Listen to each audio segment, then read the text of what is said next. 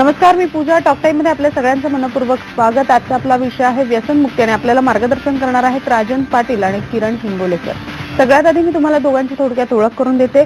मागील 10 ते 12 वर्षापासून व्यसनमुक्तीवर कार्य करत आजपर्यंत 25,000 लोकांना त्यांनी व्यसनमुक्त केलेलं आहे. किरण सरांना आता मी विचारते की जसं राजन पाटील सर म्हणतायत की हा मानसिक व्यसनधीनता आहे, हे मानसिक आहे, मानसिक नाही, हे शारीरिक प्रॉब्लेम आहे. तर मला असं विचारायचं की रिक्युअर हे औषध तुम्ही मार्केटमध्ये आता आणलेलं आहे आणि या औषधाचा खूप फायदा होताना आपल्याला दिसून येतोय. नेमका कशा प्रकारे समाजाला या औषधाचा फायदा होतोय आणि खरंच या औषधाने व्यसनमुक्ती होताना आपल्याला दिसतेय का?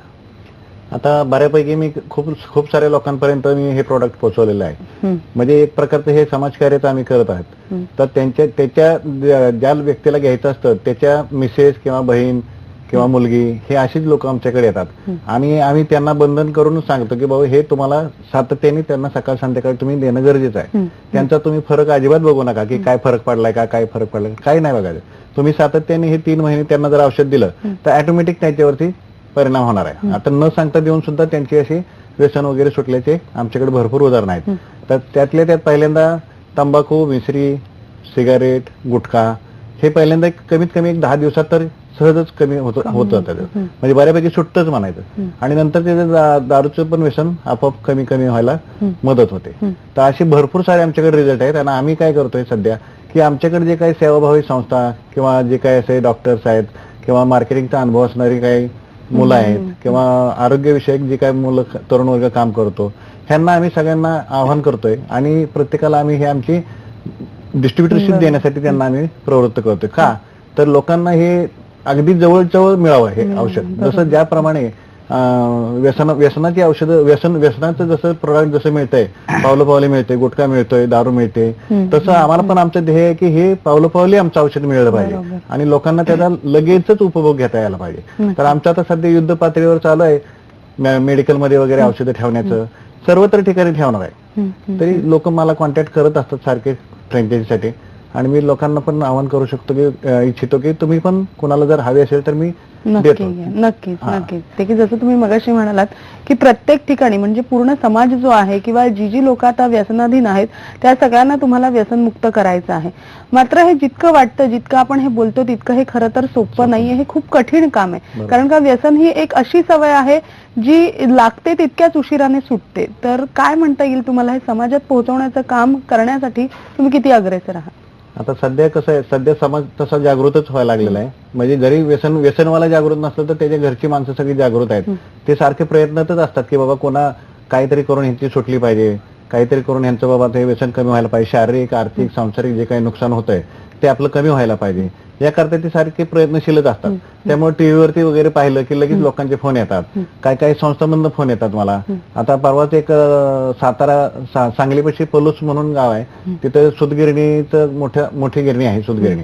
तर त्यांच्याकडे खूप सारे कामगार आहेत. तर त्यांनी आम्हाला आवाहन केलं की बाबा तुम्ही येऊन आमच्या इथं लोकांना व्यसनमुक्तीचं थोडंसं सेमिनार घ्या एखादं आणि त्यांना समजावून सांगा कशा पद्धतीने व्यसनमुक्ती वगैरे होते वगैरे. तर अशा प्रकारे आमचे काम चालू आहेत. शाळेमध्ये पण जातो आम्ही, शाळेतल्या लोकांना, मुलांना त्यांच्या ब्रेनसाठी काय आमच्याकडे आहे का औषध ते सांगतो. किंवा घरच्यांना त्यांनी आग्रह करावा. कोणाचे वडील तंबाखू खातात, कोणाचे गुटखा खातात, कोणाचे दारू पितात, हे त्यांना माहित असतं. जर त्यांनी जर आईला आग्रह केला की बाबा हे डॉक्टरांशी कॉन्टॅक्ट करून आपल्याला कसं तरी ह्यातनं व्यसनातनं आपल्या घरच्यांना बाहेर काढायचंय असं जर म्हटलं तरी ते खूप सारं मदत त्याची होणार आहे आम्हाला. बरोबर. तर आम्ही आता सध्या सेवाभावी संस्थांना आपण देतोय डिस्ट्रीब्युटरशिप वगैरे. त्यामुळे आमचं सध्या जोरदार काम चालू आहे. मी पुण्यामध्ये राहतो. पुण्यामध्ये मी कमीत कमी आता 30 डिस्ट्रीब्युटर केलेले आहेत. ते समाजकार्याचं हे तळागाळात जाऊन काम करायचं चालू आहे सध्या. हॅलो, बोला की. हा मॅडम, 1 मिनिट वेळ आहे का तुम्हाला? हाय की. हा, माझ्याकडे एक मॅडम आलेत औषध न्यायला व्यसनमुक्तीचं. बर. तुमचा जरा अनुभव शेअर करा ना, म्हणजे तुम्हाला काय फरक पडला वगैरे. सांगतो. हा, बोला ना. हा, नमस्ते. नमस्कार मॅडम, नमस्कार. हा, औषध घ्या, भरपूर इफेक्ट आहे, चांगला आहे. काय माझे मिस्टर कने पूर्ण आता तुम्हाला पटणार नाही, असं पळून दारू प्यायला जातात. पळून घरात भांडणं काढून रस्त्याला नुसतं रोज भांडणं घरात आमची असायची. तर सरांनी जसं औषध मला दिले, जसं मला वागणूक सांगितली की तुम्ही असं वागा, असं करा, त्यांच्याशी असं बोला. काय मी पण औषध म्हणजे 3 महिन्याचं औषध मला एकदम दिलं सरांनी, बॉटल. खरं ते औषध तेवढं पुरलं नाही, म्हणजे त्यांच्या अंगात दारू जास्त झालेले, बरोबर आहे. हा. तर सरांनी सांगितलं औषधाला तुम्ही कमीपणा करू नका. हा. जेवढं औषध त्यांच्या पोटात जाईल तेवढं त्यांना क्लिअर व्हायचं हे होईल. मग मी 3 टाइम त्यांना 5-5 ml देतोय. काय अच्छा. फर्स्ट टाइम त्यांनी काय करायचे, पळून पळून जायचं तसं प्यायला. घरात तिथं गल्ली विचार असतं भांडणं करायची माझ्याबरोबर. हा. हे करतो ते करतो, तलवारीनं मारतो, हे करतो, असं सगळ्यांनी शिव्यागाळी देणार आणि पळून पळून जायचं दारू प्यायला. बरं. फसवून जायचं. नंतर काय झालं, सांगा ना, तब्येतीत पण हा. फरक पडलाय ना? हा, नंतर काय झालं माहितीये काय, सरांनी सांगितलं तसं म्हणजे तब्येत त्यांची जरा जरा सगळं सुधरत गेलं. दारू त्यांना आता तर पूर्ण चढणच झाली आहे. हा. दारू चढना म्हणून तिने घरात किरकिर करल्यात, म्हणजे दारू चढना म्हणून. हा. काय आज तर ते नशाबंदच्या इथं ते दवाखान्याच्या इथं फोन लावलेला आहे. काय हा. म्हणजे त्यांना कळालं की मी काहीतरी घालायला लावले, कारण मी काय समजू दिलं नाही. आणि तब्येतीत फरक पडलाय त्यांच्या, असं पूर्ण वाळल्यात, त्यांनी काळं खळखळीत झालतं. अच्छा. त्यांना लिव्हर प्रॉब्लेम आहे. हा. काय हा. हा. सरांनी मला सांगितलेलं हे औषध गेले की त्यांचं लिव्हरचं प्रॉब्लेम पण सॉल्व्ह होणार. हा. काय आणि बरोबर. आता तो माणूस जर बघितला असता तुम्ही, तर त्याची तब्येत पण झाली आहे, त्याची मान वाळलेली पूर्ण, हा. जाड झालाय, चेहऱ्यात फरक पडलाय. काय बरं. हा. जेवणात फरक पडलाय. काय खरं ते जेवायला आता का भ्याल्यात की त्यांना असं वाटतं की मी जेवणात घालतोय त्यांच्या, हा. हा. हा. असं झालंय. अच्छा. त्यांना न कळून देताच घाला. औषध एक नंबर आहे मॅडम, बरं बरं. तुम्ही हलगर्जीपणा करू नका. हा. हा. किती घेते. वर्ष झाले मिस्टर पितात तुमची? घेते. हा, 1 मिनिटच.